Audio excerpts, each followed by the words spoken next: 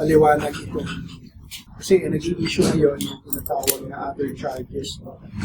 Tanong ano ba yung batayan nito at ano yung basehan. So unahin ko lang yung lifeline subsidy rate na may halaga na 1 centavo per kilowatt hour. Ito po yung national subsidy, ibig sabihin sa buong bansa, na 1 centavo per kilowatt hour na cross-subsidy, kinukuha o pinokolekta mula sa mga end users na subsidizing para magbigay ng assistance dun sa mga 4Ps beneficiaries at certified marginalized users. 100% yung discount po ng mga mahirap nating kababayan dun sa consumption na within 50 kilowatt hours a month. At partial discounts naman para sa mas mataas na consumption. Ang fund administrator nito, our sector's assets and liabilities management. Okay.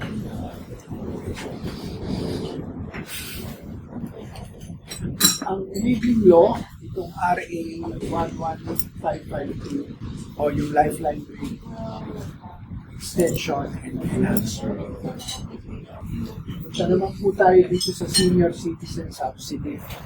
Ito po yung subsidiya na provided ng lahat ng DA customers para ma-cover ho yung 5% discount doon sa electricity ng mga senior citizens na ang konsumo ay hindi higit sa 100 kilowatt hours at 50% discount doon sa mga tinatawag na senior citizen centers. Tulong po ito para sa mga lolo't lola, sa mga nakatatanda, sa mga seniors na nangangailangan ng tulong.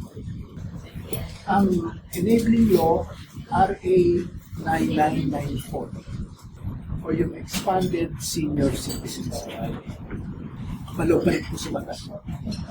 Fit all of feed-in tariff allowance. Ito naman yung uniform charge sa lahat ng consumers supplied ng distribution or transmission network para sa halaga o cost of promoting ng renewable energy development. At ito makikita niyo sa bill nito as feed-in tariff of feed-in. Transco po ang fund administrator. Ang enabling law, Republic Act 9513 o yung Renewable Energy Act. So, nakapaloob din po sa batas. Green Energy Auction Allowance o yung JAO. Ito naman po yung uniform charge to all consumers na sinusuplayan ng distribution or transmission network para sa cost ng promoting renewable energy development and utilize under the fixed energy auction. Again, fund administrator dito tulad sa FIT ay Transco. Enabling law, Republic Act 9513 o yung Renewable Energy Act. Finally, yung universal charge. Kita ko ninyo ito, be collected by all DUs and NBCP from all end users para sa rehabilitation, gayon din ng stranded deaths. Pisan po ang administrator nito. At ang enabling law, RA 9136 or Electric Power Industry. Ang lahat ho ng charges na ito na nakapaloob po sa bill, hindi lang ng Meralco, pero nationwide, ay may mga kaakibat na batas na siyang basihan kung bakit no-kolekta hindi lang ng Meralco, ang lahat ng distribution utilities at electric cooperatives.